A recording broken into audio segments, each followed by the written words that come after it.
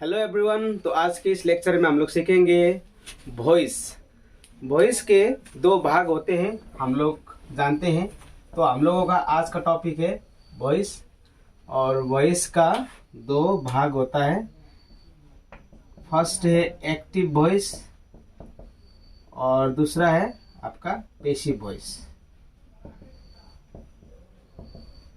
Active voice जो होता है ये है आपका टेंस।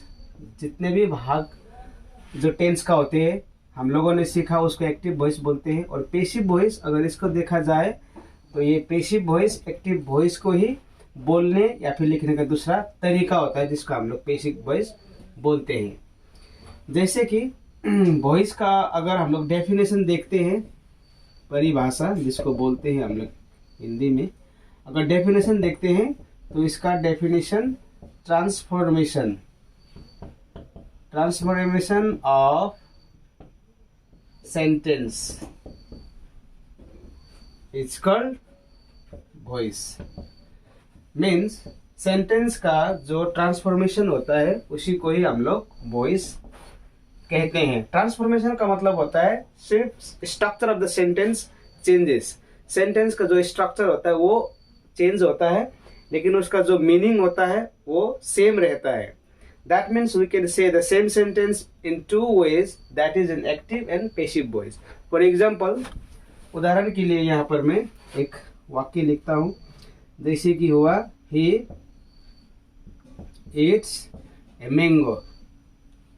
वह एक आम खाता है। ये हम लोग जानते हैं ये एक्टिव वॉइस है, क्योंकि यह इंडेफिनिट टेंस है। और एक्टिव वॉइस में क्या होता है, जो आपका सब्जेक्ट जो होता है, जो डोर होता है, इसका प्रभाव जो इफेक्ट ऑब्जेक्ट पर होता है। तो यहाँ पर हम लोगों को वैसे तो सब्जेक्ट और ऑब्जेक्ट को भी पहचानना होता है जब हम लोग एक्टिव से पैसिव करते हैं, लेकिन उसके ऊपर मैं बाद में डिस्कस करूंगा, अभी इसको हम लोग समझेंगे। तो एक्टिव वॉइस हुआ। अब हम लोगों को इसको पैसिव में बोलना है, तो इसका क्या होगा, जो ऑब्जेक्ट है वो ऑब्जेक्ट सब्जेक्ट की जगह में आएगा और जो सब्जेक्ट है या ऑब्जेक्ट की जगह में जाएगा। और जब सब्जेक्ट ऑब्जेक्ट की जगह में जाएगा तो हम लोगों को और एक बात यहाँ पर ध्यान में रखना होता है, जिसको बोलता है मैं यहाँ पर लिखना चाहूँगा, जिसको बोलता है आपका नॉमिनेटिव केस जो होता है, वो आपको लिखना पड़ता है ऑब्जेक्टिव केस में। ऑब्जेक्टिव केस में अब ये नॉमिनेटिव ऑब्जेक्टिव केस होता क्या है, इसके बारे में मैंने एक सेपरेट वीडियो बनाया है, वहाँ पर आप जाके उसको अच्छी तरह से समझ सकते हो। फिर भी मैं एग्जाम्पल के लिए मैं यहाँ पर लिख देता हूँ नॉमिनेटिव है क्या और ऑब्जेक्टिव केस है क्या। जैसे कि अगर आपका यहाँ पर आई है तो आई का ऑब्जेक्टिव केस मी होगा, उसी तरह यहाँ पर ही है तो ही का ऑब्जेक्टिव केस हिम होगा और सी का हर। इस तरह से हम लोग नॉमिनेटिव केस को ऑब्जेक्टिव केस में और ऑब्जेक्टिव केस को सब्जेक्टिव केस में या फिर नॉमिनेटिव केस में लगाकर एक्टिव से पैसिव चेंज करते हैं। तो अभी हम लोगों ने क्या सीखा, सब्जेक्ट जो है वो ऑब्जेक्ट की जगह में चला जाएगा और ऑब्जेक्ट जो है वो सब्जेक्ट की जगह में चला आएगा। तो अभी ये मैंगो है, mango this is the name of a fruit, एक ये फल का नाम है। तो यहाँ पर जो इसका केस है, चाहे वो नॉमिनेटिव में हो, चाहे वो ऑब्जेक्टिव केस में हो, चाहे वो पॉजिटिव केस में हो, जब नाम है तो वह सेम रहेगा। तो यहाँ पर मैंगो इधर आएगा आपका मैंगो। अभी जो ये तो हम लोगों को जब भी एक्टिव से पैसिव चेंज करते हैं, जब हम लोग ट्रांसफॉर्म करते हैं, तो उस वक्त हम लोगों को एक बात और ध्यान में रखना होता है, जो वाक्य है वो कौन सा टेंस में, वो भी हम लोगों को जानना होता है। जैसे कि अब ये वाक्य जो ये इंडेफिनिट टेंस में है, अगर आपको टेंस का नॉलेज है तभी आप एक्टिव से पैसिव चेंज कर सकते हो, नहीं तो आप नहीं कर सकते हो। फिर भी मैं यहाँ पर आपको बताने का कोशिश करूंगा with ease, so that you can understand what I am teaching here. तो इंडेफिनिट टेंस और इंडेफिनिट टेंस में सब्जेक्ट से ऑब्जेक्ट जब भी करना होता है तो वहां पर हम लोगों को लिखना होता है डू और डज, या फिर वर्ब का फर्स्ट फॉर्म जो एस में होता है वो जब हम लोग पैसिव करते हैं तो इज, एम या फिर are plus verb third form ये लगाकर हम लोग पैसिव करते हैं। तो मैंगो क्या है, मैंगो सिंगुलर है तो मैंगो के साथ इज होगा, और इट्स जो है this will change into noun, third form of verb eaten by him. तो इस तरह से हम लोगों ने एक्टिव से पैसिव किया। अब अगर हम लोग इसको हिंदी में देखते हैं, इसका मीनिंग ट्रांसलेट करते हैं तो क्या आएगा, वह आम खाता है, ये हो गया। और जब हम लोग इसको ट्रांसलेट करेंगे हिंदी में तो यहाँ पर क्या हुआ, आम उसके द्वारा खाया जाता है। चाहे मैं उसके द्वारा खाया जाता है बोलो या फिर वह आम खाता है बोलो, अर्थ इसका सेम ही रहेगा। सिर्फ क्या हुआ यहाँ पर, structure of the sentence has been changed. यहाँ पर जो सेंटेंस का जो बनावट है, जो ढांचा है, वो परिवर्तन हुआ, इसका मीनिंग सेम रहा है। जो यहाँ पर है यहाँ पर भी वही मीनिंग है, यहाँ पर कोई परिवर्तन नहीं हुआ है। लेकिन one thing we have to remember कि हर सेंटेंस को हम लोगों को पेसिव में ही बोलना है, पेसिव में ही लिखना ये जरूरी नहीं है। कुछ कुछ ऐसे सेंटेंसेस होते हैं, कुछ कुछ ऐसे सिचुएशन होता है जहाँ पर हम लोग पेसिव वॉइस का यूज करते हैं। बाय द वे यही होता है एक्टिव से पेसिव और पेसिव से एक्टिव में से चेंज करने का जो इम्पोर्टेंस, जो बोलने का जो इम्पोर्टेंस और लिखने का जो इम्पोर्टेंस यही होता है। इसको छोड़कर अब हम लोग डिस्कस करेंगे नेक्स्ट स्टेप में। ये तो मैंने आपके एक उदाहरण से समझाने का प्रयास किया है। अब हम लोग समझेंगे एक्चुअल थीम को। यहाँ पर अब हम लोग समझेंगे, हम लोग जानेंगे ये वॉइस का जो लर्निंग जो इम्पोर्टेंट है, अब वो क्या है, अब मैं आपको बताऊंगा। तो जानना पड़ेगा हम लोगों को अभी सेंटेंस में किस तरह से how to find subject and object. Subject और ऑब्जेक्ट को किस तरह से हम लोग सेंटेंस में फाइंड करेंगे, यह जानेंगे। क्योंकि जब तक हम लोगों को सब्जेक्ट और ऑब्जेक्ट का पता नहीं होता है सेंटेंस में, हम लोग एक्टिव से पेसिव चेंज ही नहीं कर पाएंगे, ना ही पेसिव से एक्टिव को चेंज कर पाएंगे। तो जानेंगे हम लोग how to find subject and object from a sentence. तो सब्जेक्ट और ऑब्जेक्ट को पता लगाने के लिए हम लोग 3 WH वर्ड्स का यूज करते हैं, जिसको व्हाट, हु, whom और who. With these 3 WH words we question in a sentence to confirm subject and object in a sentence. जैसे कि आप इन 3 WH वर्ड्स को छोड़कर where, how, why से क्वेश्चन नहीं कर सकोगे। अगर उससे करते हो तो उसका जो आपका जो आंसर आएगा वो गलत हो जाएगा। जैसे कि आपको यहाँ पर एक सेंटेंस में देना चाहूंगा, I will play फुटबॉल। अब मैंने यहाँ पर एक सेंटेंस लिख दिया, आई विल प्ले फुटबॉल। अब यहाँ पर सब्जेक्ट कौन सा है, वर्ब कौन सा है, ऑब्जेक्ट कौन सा है, वो हम लोगों को मालूम करना पड़ेगा। कुछ कुछ लोग हैं जो S+V+O इसको ये फॉर्मूला मानते हैं, subject plus verb plus object, यहाँ इससे सेंटेंस बनता है। लेकिन सभी सेंटेंस में ये फॉर्मूला आपका जो लागू नहीं होता है। किसी किसी सेंटेंस, जैसे कि इसी सेंटेंस में देख लेते हैं, यहाँ पर ये S+V+O का जो फॉर्मूला यहाँ पर लागू नहीं है, क्योंकि जो बीच में है यहाँ पर 2 है। ये तो हो गया सब्जेक्ट, यस, ये हो गया ऑब्जेक्ट, ये भी सही है। लेकिन जो विल प्ले जो है ये वर्ब तो है, लेकिन एक है आपका मेन वर्ब, दूसरा है आपका ऑक्सिलरी वर्ब, जिसको हम लोग हेल्पिंग वर्ब भी बोलते हैं। तो यहाँ पर हम लोगों को पता लगाना है सब्जेक्ट कौन सा, ऑब्जेक्ट कौन सा है। तो हम लोग देखेंगे ये जो WH जो 3 वर्ड्स है, इससे हम लोग किसी भी WH वर्ड्स यहाँ पर हम लोग सवाल कर सकते हैं, लेकिन होना पड़ेगा इसी तीनों में से एक। जैसे कि आप हम लोग देखेंगे आई विल प्ले फुटबॉल, हम लोगों को मालूम है कि मैं फुटबॉल खेलूंगा। तो कौन फुटबॉल खेलेगा, मैं इससे सवाल कर सकता हूँ, हु विल प्ले फुटबॉल। तो आंसर क्या आया, आई। तो ये हो गया आप लोगों का सब्जेक्ट, कंफर्म है। अब मैं क्या खेलूंगा, मैं व्हाट से कर सकता हूँ, क्योंकि हम लोगों को मालूम भी होना पड़ेगा व्हाट का मतलब होता है हिंदी में क्या, होम का मतलब होता है किसको, और हु का मतलब होता है कौन। ये 3 WH वर्ड से हिंदी में मैंने मीनिंग लिख दिया है।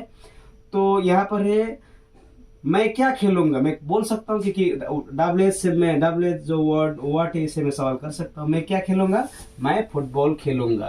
तो ये हो गया हम लोगों का ऑब्जेक्ट। ओके, तो जो सेंटेंस का जो पहला भाग में आता है वो होता है सब्जेक्ट, जो लास्ट भाग में आता है वो होता है ऑब्जेक्ट। तो हम लोग अब श्योर हो गए हैं कि सब्जेक्ट कौन सा है, ऑब्जेक्ट कौन सा है, और किस तरह से हम लोगों ने ये पाया। हम लोगों ने इसको ऐसे ही रेंडमली नहीं पाया है, हम लोगों ने एक फॉर्मूला वाइज गया और इंस्ट्रक्शन को हम लोगों ने फॉलो किया, डायरेक्शन जो दिया उसी को फॉलो किया, तब हम लोगों को मालूम पड़ा। अब आते हैं नेक्स्ट एक सेंटेंस में, जैसे कि आई गो टू स्कूल है। अब ये एक कंप्लीट सेंटेंस है, this is a complete sentence, मैं स्कूल जाता हूँ, ये सेंटेंस हो गया। अब यहाँ पर सब्जेक्ट है, ऑब्जेक्ट है, दोनों में से एक है या फिर 2 ही है। अगर है तो कैसे है, और नहीं है तो क्यों नहीं है, इसको भी हम लोग यहाँ पर देखेंगे। तो यहाँ पर देखेंगे कौन स्कूल जाता है, कौन, मैं बोल सकता हूँ क्योंकि WS मतलब जो हो है इसका मतलब कौन है, तो ये हम लोगों का सब्जेक्ट हुआ, ये कंफर्म हो गया हम लोगों का। अब गो जो है ये तो वर्ब है, ये क्रिया है, तो इसीलिए ये हम लोगों का वर्ब सही हुआ। अब जो स्कूल है, ये स्कूल जो है ये ऑब्जेक्ट है या नहीं, हम लोग यहाँ से देखेंगे। मैं क्या जाऊंगा, अगर मैं बोलता हूँ मैं क्या जाता हूँ तो ये वाक्य ही नहीं हुआ। किसको मैं जाता हूँ, ये भी वाक्य नहीं हुआ।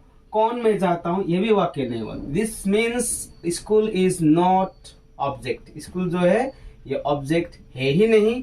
जहां पर ऑब्जेक्ट नहीं होता है उसका पैसिव वॉइस बनता भी नहीं है, तो इसका जो पैसिव वॉइस है जो होगा ही नहीं। लेकिन कहीं कहीं पर मैंने देखा है कुछ कुछ जो लोग हैं वो गलत पढ़ाते हैं, गलत इंफॉर्मेशन देते हैं बच्चों को। इसका जो ट्रांसफर जो पैसिव करता है वो लोग किस तरह से करता है, school is gone to by me ऐसा लिखते हैं, लेकिन यह गलत है। क्यों गलत है? Because we are instructed and directed that if we do not find subject and object in a sentence then we can not transform from active to passive. To transform, to change from active to passive, there must be subject and object. Subject और object का होना बहुत ही जरूरी है। जब subject और object होगा तब भी हम लोग किसी सेंटेंस को एक्टिव से पैसिव कर सकते हैं। अभी जो सेंटेंस है इसको मैंने जबरदस्ती किया है, रैंडमली इसको एक्टिव से पैसिव बनाने का कोशिश किया है, जबकि यहाँ पर ऑब्जेक्ट ही नहीं है। अब देखते हैं हम लोग इस सेंटेंस में, जैसे कि यहाँ पर हम लोगों ने क्या देखा, सब्जेक्ट भी मिला, ऑब्जेक्ट भी मिला।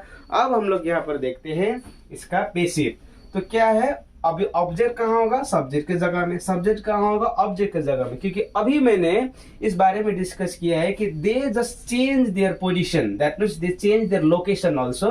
ओके, लोकेशन चेंज करते हैं। ऑब्जेक्ट जो है सब्जेक्ट में जाएगा, सब्जेक्ट जो है कहाँ पर आएगा, ऑब्जेक्ट में। अब इसका पैसिव वॉइस क्या होगा, ऑब्जेक्ट जो है आपका सब्जेक्ट की जगह में जाएगा। तो ऑब्जेक्ट क्या है, फुटबॉल है, फुटबॉल इज नहीं होगा, ये फ्यूचर टेंस है।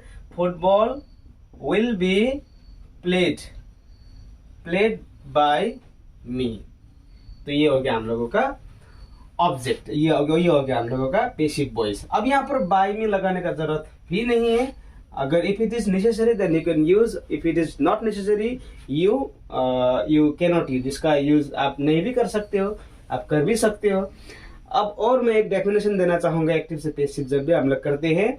तो हम लोगों ने सबसे पहले तो जाना एक्टिव से पैसिव जब भी हम लोग करते हैं आपका सब्जेक्ट और ऑब्जेक्ट का होना जरूरी है। अब सब्जेक्ट है या नहीं, ऑब्जेक्ट है या नहीं, मैंने यहाँ पर अभी लिख दिया कि WH वर्ड्स जो 3 वर्ड्स है उससे हम लोग क्वेश्चन करते हैं, व्हाट, होम और हु से हम लोग क्वेश्चन करते हैं। अगर आंसर आता है वो तो सब्जेक्ट और ऑब्जेक्ट होता है, अगर नहीं आता है तो नहीं होता, जैसे कि यहाँ पर नहीं आया है। ये तो एक डेफिनेशन हुआ। अब दूसरा भी तरीका है सब्जेक्ट और ऑब्जेक्ट पता लगाने का, जैसे कि आई विल प्ले फुटबॉल, मैं फुटबॉल खेलूंगा। जब मैं फुटबॉल खेलूंगा तो ये फुटबॉल नया है तो पक्का ये पुराना होगा, मतलब इसका प्रभाव क्या पड़ रहा है, इस पर पड़ रहा है। अगर मैं फुटबॉल को खेलता रहूंगा तब एक दिन फुटबॉल ये फटेगा भी, तो ये भी इसका प्रभाव पड़ा। अब फुटबॉल यहाँ पर मैं उसको लात मारूंगा तो फुटबॉल कुछ डिस्टेंस ये मतलब रोल भी करके जाएगा, डिस्टेंस क्रिएट भी होगा, तब भी इस पर प्रभाव पड़ा। लेकिन जब मैंने यहाँ पर बोला आई गो टू स्कूल, मैं स्कूल जाता हूँ, जब मैं स्कूल जाता हूँ बोला तो मैं स्कूल जाऊं या ना जाऊं, स्कूल पर कोई प्रभाव नहीं पड़ेगा, क्योंकि स्कूल जहां है वहीं रहेगा, जैसा है वैसा ही रहेगा। तो यहाँ पर सब्जेक्ट का जो प्रभाव है ऑब्जेक्ट पर बिल्कुल नहीं है।